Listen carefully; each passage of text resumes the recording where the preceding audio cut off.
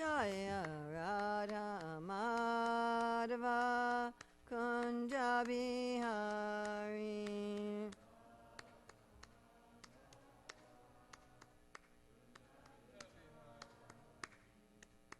Gopi Jana Ballabha Girivaradari.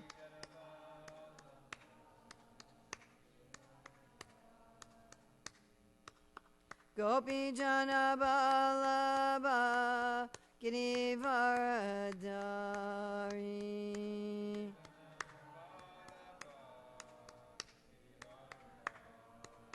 Yasodanandana Braja Janaranjana.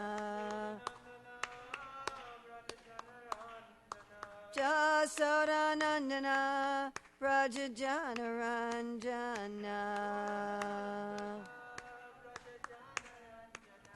Yamuna Tiravanachari.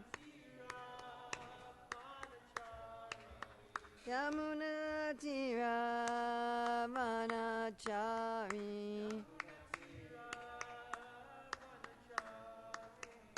Jaya Radha Madhava Kunja Bihari.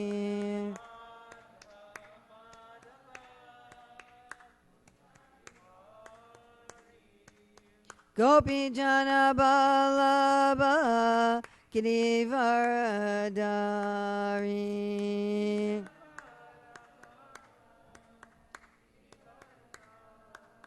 Yasodanandana Braja Janaranjana. Yamuna Tiravanachari.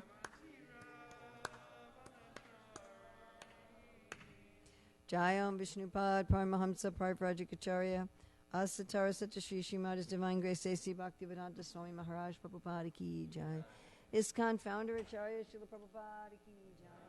Koti Vaishnava Vrinda Ki Jai. Namacharya Srila Haridas Thakur Ki Jai. Prem Shri Kaho Shri Krishna Chaitanya Prabhu Nityananda Shri Advaita Gadadhar Shri Vasadi Gaur Bhakta Vrinda Ki Jai.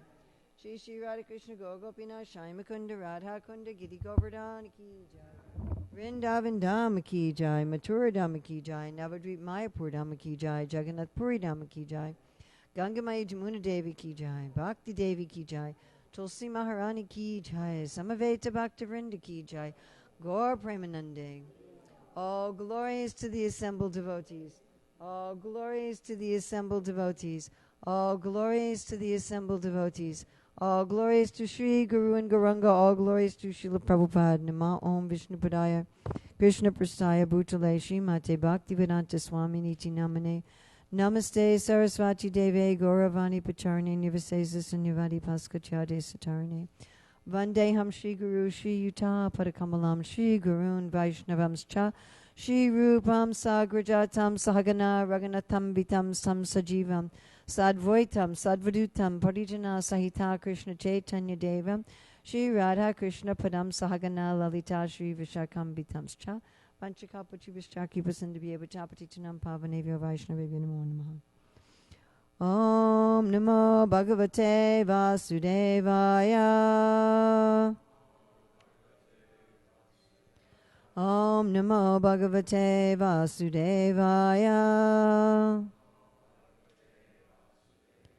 Om Namo Bhagavate Vasudevaya. It's August 17th, 2020 in Hillsborough, North Carolina. We're reading from Srimad Bhagavatam, Canto 10, Chapter 20, The Rainy Season and Autumn, Text 3. Tata pravartata pravrit sarvasattva samudbhava vidyotamana paridir vispurjitana bastala. Please chant.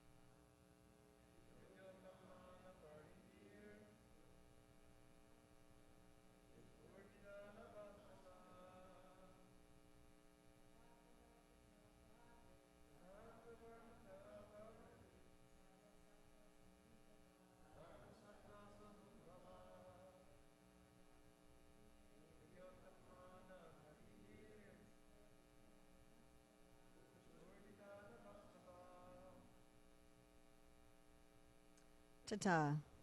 Then. Pravartita. Began.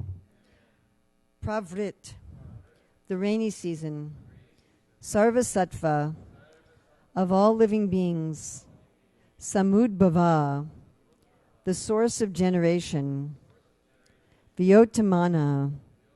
Flashing with lightning. Paridhi. Its horizon. Vispurjita. Agitated by thunder. Nabatala. The sky. Translation. Then the rainy season began, giving life and sustenance to all living beings. The sky began to rumble with thunder, and lightning flashed on the horizon. So there's no purport in the BBT edition. We're going to look at something very unusual that honestly I didn't know or realize or understand until I was preparing for this class. And I looked at, I went immediately to, what book would I go to immediately for this verse? Nope. Yeah. Yes, the Light of the Bhagavat. So I immediately went to the Light of the Bhagavat. And this is the first verse in the Light of the Bhagavat. And I read all of that. And then I thought, let me look at the commentaries of the Acharyas. Well, I was quite surprised when I looked at the commentaries of the Acharyas. And I realized, again, for the 100,000th, millionth, billionth time, that the Shastra is layered. That every word of the Shastra, every verse of the Shastra, has different layers of meanings. Infinitely. When I give a class on how to give a class, one of the things that I suggest is that you look for a universal transcontextual principle in every verse and purport. And you choose which one you're going to focus on for the class. Now, sometimes people really struggle with that. They'll look at a particular verse and purport and they're like, I can't find a principle. And I'll say, my personal conviction is that in every Bhagavatam verse and purport, and just every Bhagavatam verse, there's at least 200 universal transcontextual principles. You only need to find 2 or 3 and then choose one. But I'm convinced there's at least 200. And this fact really jumped at me when I was doing some preparation for this class.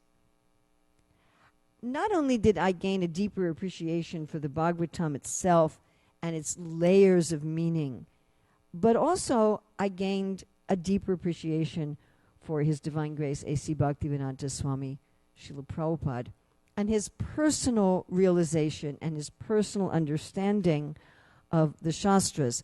And I concluded that what Srila Prabhupada did with these verses could be compared to something that Srila Bhaktivinoda Thakur did with the 10th canto.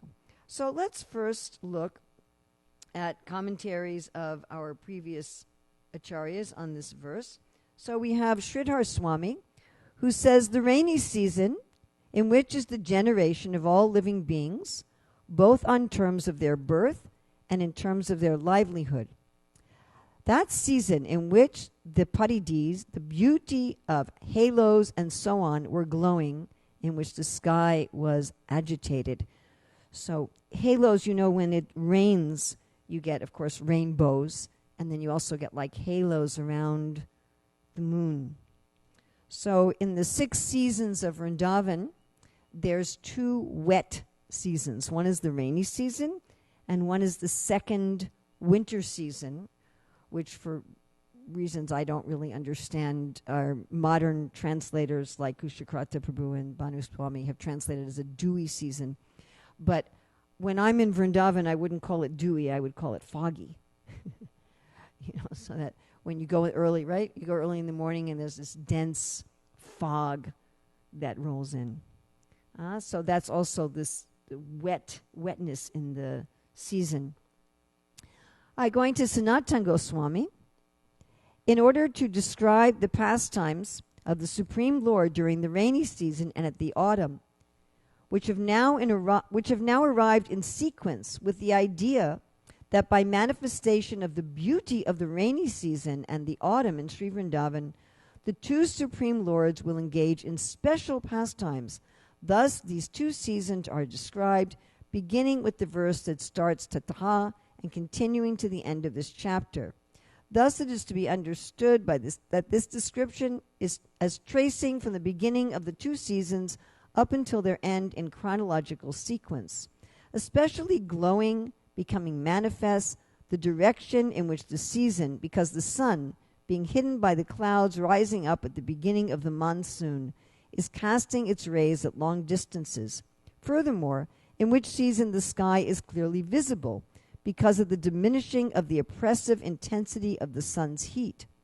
Or else the prefix V carries the meaning lacking, and the idea is at the beginning of the rains, by the force of the wind, dust is scattered about, and thus during that season the directions become invisible, in which season the sky becomes vispurjita in the sense of being agitated with the particles of dust. So here, Sanatana Goswami is saying the sky is especially visible, or the sky is especially not visible. That it could be understood either way. And he's talking about being agitated by dust, whereas in the BBT edition it's saying this agitation means by lightning specifically. Okay, we'll read Jivas from another book. Vishwanath Chakravarti Thakur. Now this is where I really expected to find what I was looking for, and I didn't. Vishwanath Chakravarti Thakur. Then Tataha, after the summer, came the season in which the generation of all living beings, sattva prani, both in terms of their birth and their livelihood. Pravit means the monsoon season. Paridhi means the globes of the moon and the sun. Vispurjita means resounding, during which season such occurred in the sky. Now let's look at Jiva Goswami. Jiva Goswami says, in order to tell the pastimes of monsoon and autumn seasons in order, first the beauty of Vrindavan in the two seasons, which acts as an udipan for intense joy. What's an udipan? A stimulus, yes. And udipan is in what section of rasa? Vibhav, yes. And Vibhav has two divisions, Udipan and Alambana. So first, the beauty of Vrindavan in the two seasons, which acts as an Udipan for intense joy, is described just as the qualities of summer were previously described. So you remember that? Before the killing of Pralambasura and the forest fire, there was a description of summer. Along with the ornamental description, the positive and negative features of those seasons are presented. So it's interesting that the seasons are udipans, but they also have positive and negative features. This continues for the rest of the chapter. The descriptions are in order of the appearance of the two seasons, which is the same as Sanatana Goswami says. The directions in the distance shown because of being covered by particles of fine dew caused by slight rain. The sky rumbled, Vispurjita. So here he's saying Vispurjita is thunder. So we're not going to get to Srila Prabhupada's yet, but we will get there. So looking just at Jiva Goswami, Sanatana Goswami, Sridhar Swami, and Vishwanath Chakravarti Thakur, all of them are describing the seasons as seasons. They're describing them literally. Yes? These are the seasons. This is what's happening in the seasons. Of course, Sanatana Goswami gives this two opposite definitions, that maybe the sky is clear. Maybe you can see things very clearly because you don't have this blazing sun which is obstructing your ability to see. Or maybe the sky is not clear because there's so much dust. And the shining can be coming from the raindrops. It can be coming from just some sort of glow in the sky. And it can be coming from the lightning. It can be coming from the dust. We're not quite sure what the shining is coming from. And I really liked Jiva Goswami's description of the seasons being an udipana. And I talked about this the other day in regard to summer, but we'll revisit it again just slightly. So here in North Carolina, we have 4 distinct seasons, although, sometimes in the winter here it feels like summer, right? I've been here where it was ice one day and t-shirt weather the next day. We've kind of a funny seasons here. And the seasons here aren't extreme. There are certain places you can live where the seasons are much more extreme, like I was in Detroit for 10 years, and the winter's much more extreme than it is here. Right? But in India, there's 6 seasons. So there's the spring, the summer, the rainy season, the autumn, the early winter, and then the foggy or dewy season. So it's got 6 seasons.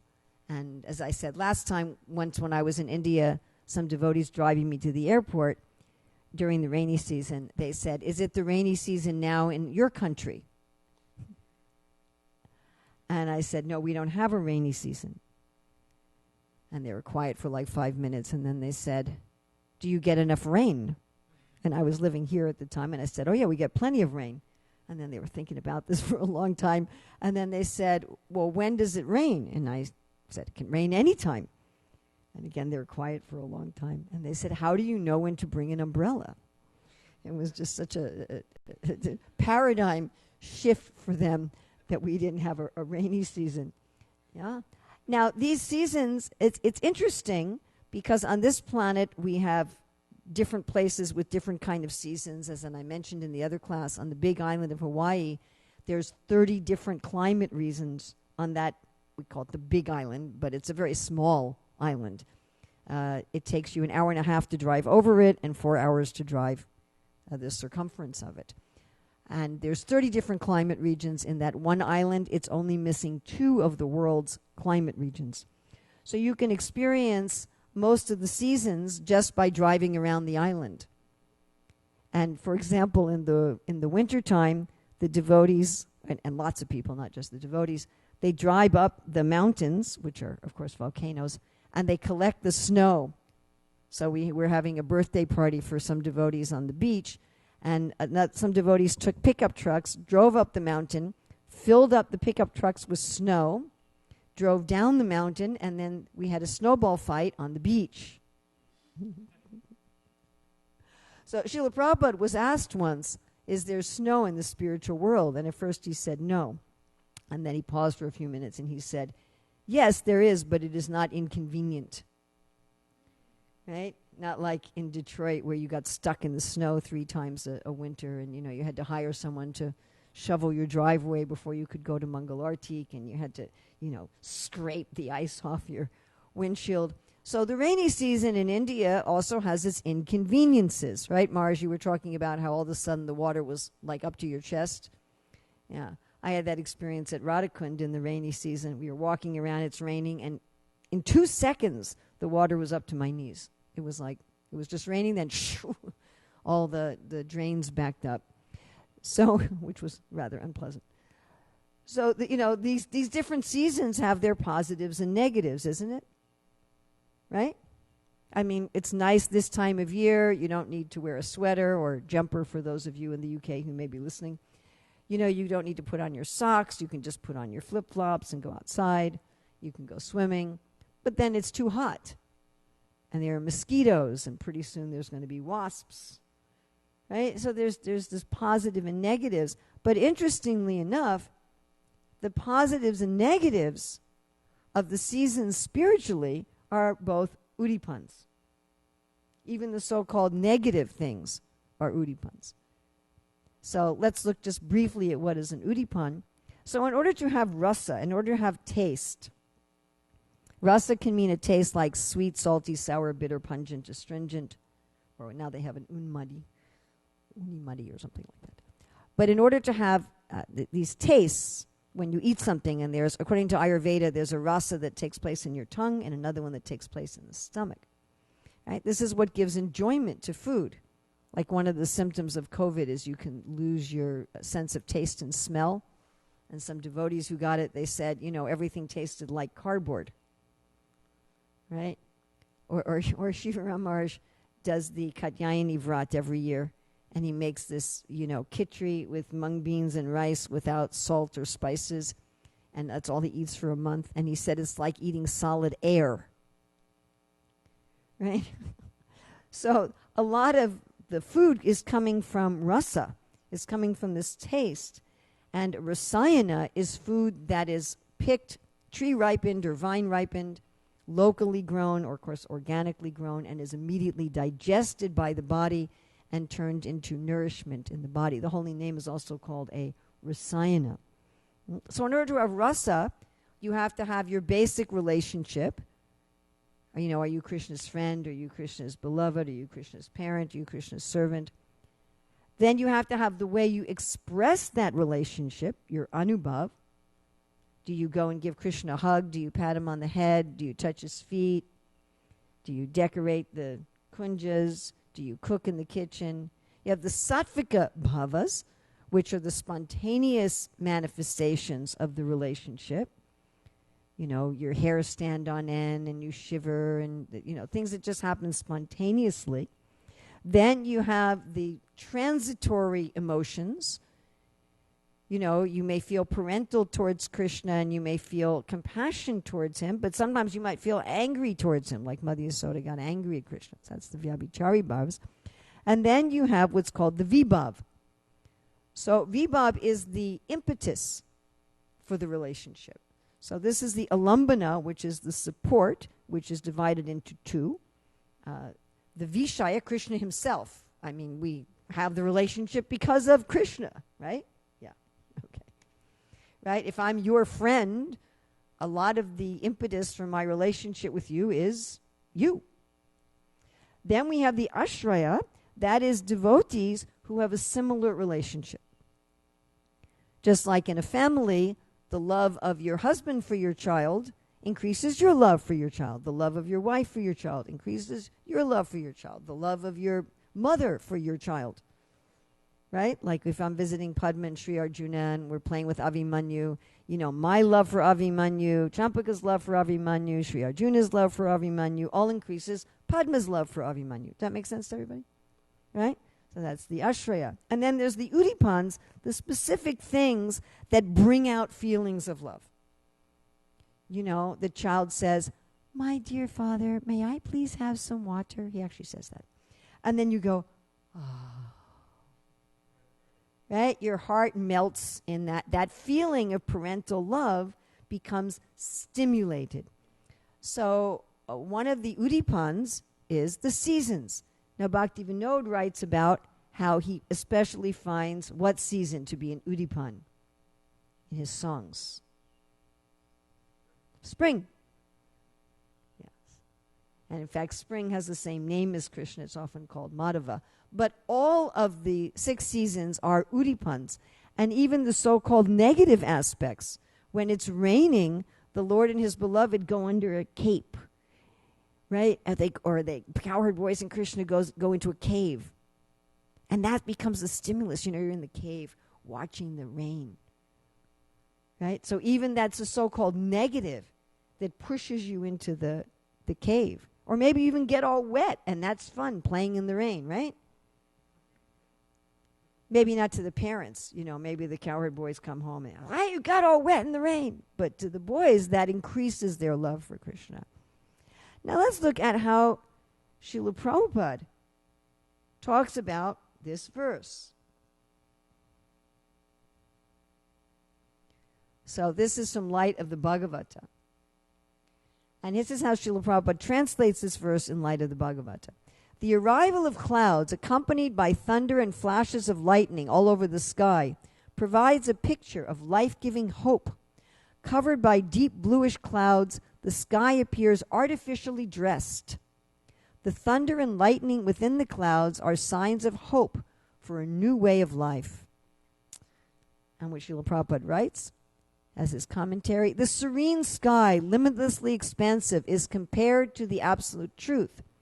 The living entities are truths manifested in relation with the modes of material nature. The deep bluish cloud covers only an insignificant portion of the limitless sky. And this fractional covering is compared to the quality of ignorance or forgetfulness of the real nature of the living being. A living entity is as pure as the limitless sky. He becomes covered by the cloud of forgetfulness, however, in his tendency for enjoying the material world. Because of this quality called tamas, or ignorance, he considers himself different from the absolute whole and forgets his purity, which is like that of the clear sky. This forgetfulness gives rise to separation in false ego. Thus, the forgetful living entities, individually and collectively, make sounds like thundering clouds. I am this. It is ours. It is mine.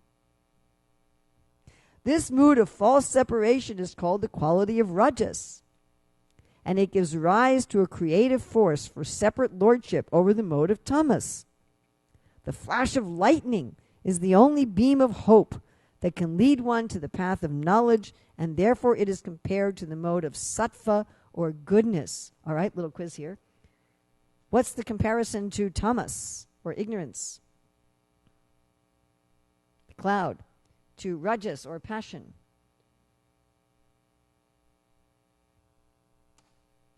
The thunder. And Prabhupada's comparing the thunder to people bellowing about how wonderful they are. And what is he comparing to sattva? The lightning. The limitless sky, or the all-pervading absolute truth, Brahman, is non-different from the covered portion of the sky. So the sky that's not cloudy and the sky that is cloudy is the same. But simultaneously, the whole sky is different from the fractional portion that is liable to be covered by the dark cloud. But it's also different. The cloud, accompanied by thunder and lightning, cannot possibly cover the limitless sky. So we may see that the whole sky is covered by clouds and thunder and lightning, but it's not really covering the entire sky, which you immediately know if you go up in an airplane. Therefore, the absolute truth, which is compared to the whole sky, is simultaneously one with the manifested living being and different from him. The living being is only a sample of the absolute truth and is prone to be covered by the circumstantial cloud of ignorance.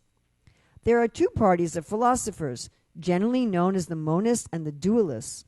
The monist believes in the oneness of the absolute truth and the absolute truth and the living entity, but the dualist believes in the separate identities of the living being and the absolute truth. Above these two classes of philosophers is the philosophy of Achinta Bheda Bheda Tattva, or the truth of simultaneous oneness and difference. This philosophy was propounded by Lord Sri Chaitanya Mahaprabhu in his explanation of the Vedanta Sutras. The Vedanta is the medium of philosophical interpretations, and thus the Vedanta cannot be the absolute property of any particular class of philosopher. A sincere seeker of the absolute truth is called a Vedantist. Veda means knowledge. Any department of knowledge is called a part of the Vedic knowledge. That's a very interesting statement in and of itself that we could talk about for a long time. Any department of knowledge is called a part of the Vedic knowledge. And Vedanta means the ultimate conclusion of all branches of knowledge. As philosophy is called the science of all sciences, Vedanta is the ultimate philosophy of all philosophical speculations. It's interesting that Prabhupada says philosophy is called the sciences of all sciences. One of the courses that I took, one of the doctoral courses I took at UNC was the philosophy of science. And when I was taking that course, it's interesting that Prabhupada says here, Vedanta is the ultimate philosophy of all philosophical speculations. Prabhupada said we shouldn't do mental speculation, but we should do philosophical speculation. When I took that doctoral course, it was the first time I really understood what Prabhupada meant by mental speculation. The philosophy of science, it was like, are we real? Are we not real? Do we perceive anything? Do we not perceive anything? How do we perceive anything? What is absolute? Is there an absolute? That was the whole class. So I sat in the back studying the prayers of Narottam Das Thakur. I got to do a little preaching in that class. That was nice. Huh? So Srila Prabhupada took this verse and explained it metaphorically. Now, I expected, when I looked at the commentaries of the Acharyas, to also find that. And I didn't at all. It wasn't in any of their commentaries. Maybe there's some other commentary that I could have looked at that I don't have. But, Sanatana Goswami, Jiva Goswami, Sridhar Swami, Vishwanath Chakravarti Thakur, none of them mention it. And Prabhupada describes this verse completely metaphorically. In this description, Prabhupada doesn't describe it in terms of the actual season in Vrindavan and the Udipans and at all. Just metaphorically. And so that reminded me of Srila Bhakti Vinod, who as far as I know is the only one who describes the demons metaphorically. And it gave me this appreciation for Srila Prabhupada. It deepened my appreciation for Srila Prabhupada. Every devotee has their own personal realizations. And as long as those personal realizations are in line with Guru, Sadhu, and Shastra, then they're also true. And as our Acharya, Srila Prabhupada has these personal realizations which infuse our International Society for Krishna Consciousness. Srila Prabhupada himself was so enthused about these realizations of his, about these verses, that he wanted a separate book made just on these verses. Srila Prabhupada was particularly enthused and enlivened by these verses. So they must have been acting on Srila Prabhupada as an Udipana. These verses acted as an Udipana for love of Krishna. And love of Krishna does not just mean, I get to hide in a cave with Krishna. I get to hide under an umbrella with Krishna of cloth. Or I get to meditate on Krishna hiding under an umbrella of cloth with his beloveds. It also means that I'm stimulated to think about Krishna's philosophy.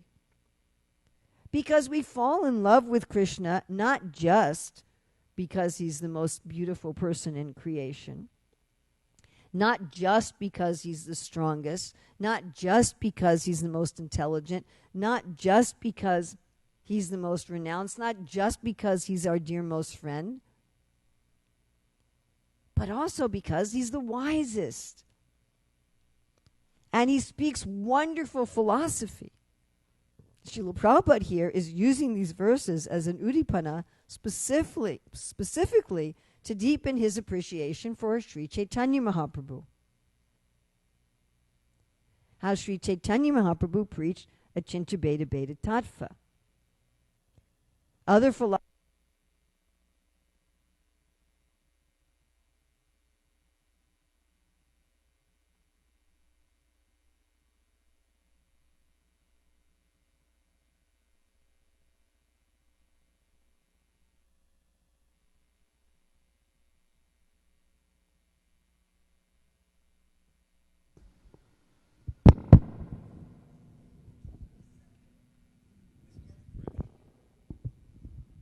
we're just about to get a big treat of rasa, huh? Oh, I like that.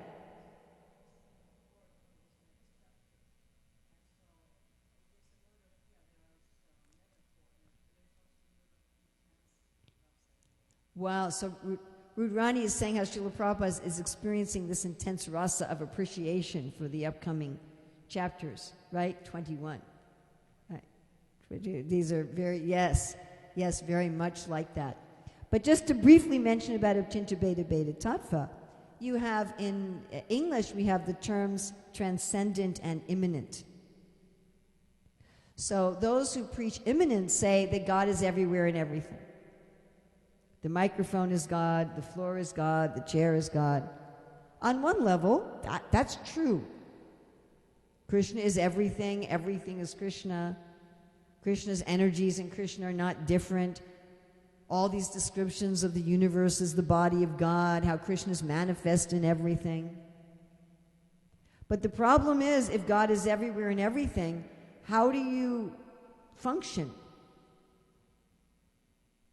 How do you function in the world if God is everywhere and everything? And how do you have a relationship with God if God is everywhere and everything? You can kind of, I guess, just have a little shantaras. Wow. God is everywhere and everything. Wow. But what do? Yeah, I mean, the monists have a hard time doing anything. And if you think that God is just transcendent, then you tend to see the world as evil. You choose to see the world as separate from God. In fact, worldliness is a synonym for evil and materialism. Because the world, there's God. I guess so, huh? So there's God all the way in his abode. And here we are, woohoo, vibrating in the sky of this verse. And what's the connection between us and God? You know, there's some fascinating research that I studied about the growth of sectarianism, which means where you don't see the story of the world or your personal story in relationship with religion or spirituality. You tell a story of what's happening in the world as if it has nothing to do with God. And if you talk about your own life, you see your own life as if it has nothing to do with God. That's a definition of sectarianism. And that especially the rise of Protestant Christianity pushed a sectarian concept. That Catholicism and Eastern Orthodox Christianity had this view that there were, angels and beings, and that God had some connection to the world. But for the Protestants, the world is evil, God is up there, and our only connection is the Bible. Our only connection is the Word. It's this really narrow path connecting us. So it's really hard to live if you see God as only transcendent. How do you function in the world if everything in the world is evil? What do you do? So neither of these philosophies are particularly practical, and both monism and dualism, absolute dualism and absolute monism, tend to push people to sectarianism and tends to push people to materialism. But when I see that I'm separate from Krishna, then I can offer him a flower. And if I see that I'm part of Krishna and the flower is part of Krishna, I can offer him a flower. I can't offer Krishna something that's nasty. If I and the flower are totally separate from Krishna, why would he want it? It's got to have some connection with him. But if I have no separateness from him, how can I offer him? And how can I offer something to him? So Achinta Beta Beta Tattva, which we could obviously explain for many, many months or many, many years, gives us a very practical way of living in Krishna consciousness at all times. So I was really appreciating these layers, that each of the acharyas were looking at different things, and Srila Prabhupada looked at a radically different thing. And every word of the Shastra, every verse of the Shastra has these layers of understanding. They never get old. You can't, well, I've already read the Bhagavad Gita. I already know what's in all the purports. I already know what's in the Bhagavatam. I've read it once, nothing to... No, every time you read it, Navayovanam Cha, just like Krishna is ever fresh, the scriptures are also ever fresh. So we have... Thank you for your comment, Rudrani. And yes, Maharaj?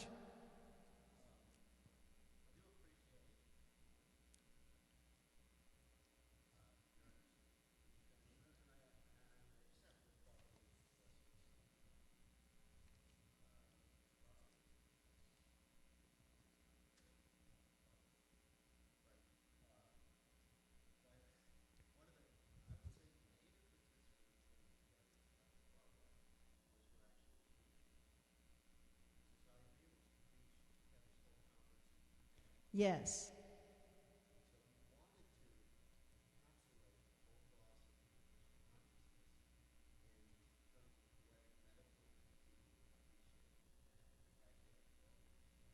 Yes.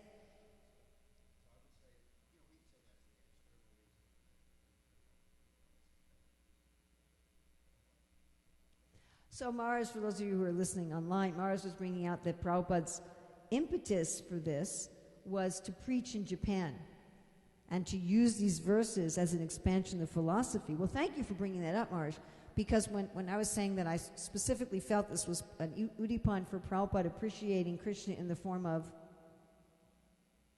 philosophy and Krishna, the form of. Ooh, but we're not in spring, we're in rainy season. We're in rainy season in autumn. The incarnation of Krishna as Lord Chaitanya Mahaprabhu, who preached Achintya Bheda Bheda Tattva. And Chaitanya Mahaprabhu is bringing this philosophy to the world. So when Srila Prabhupada gets this impetus from these verses, these verses are reminding me of the philosophy of Sri Chaitanya Mahaprabhu, of Achintya Bheda Bheda Tattva. Let me take this philosophy and bring it to the world. How could it be brought to the world? When I was in Japan to get my books printed, I noticed how much the Japanese love art and metaphor and poetry. So all these combine. And in the same way, when we're reading the books and hearing the philosophy, we should be inspired in two ways. In our Bhakti Shastri tests, we ask two questions. How does this section inspire you in your personal faith? And how does this section inspire you to spread Krishna consciousness? So, and these two things are very combined, because if you have a really tasty cheesecake, but it's more than you can eat, you want to share it with your friends. Like Sri Chaitanya Mahaprabhu, he said, there's too many fruits. I can't harvest all of them.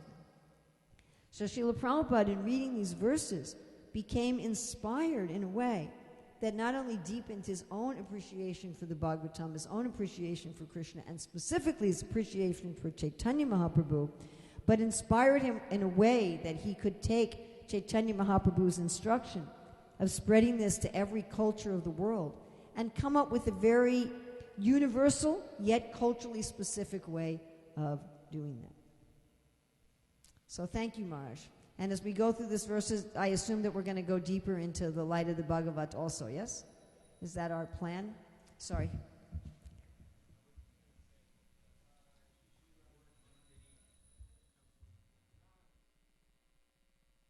The word mundane also comes from the word world. Mundo. Okay, so this concept that the world itself is mundane. Yes. Thank you, Kristen.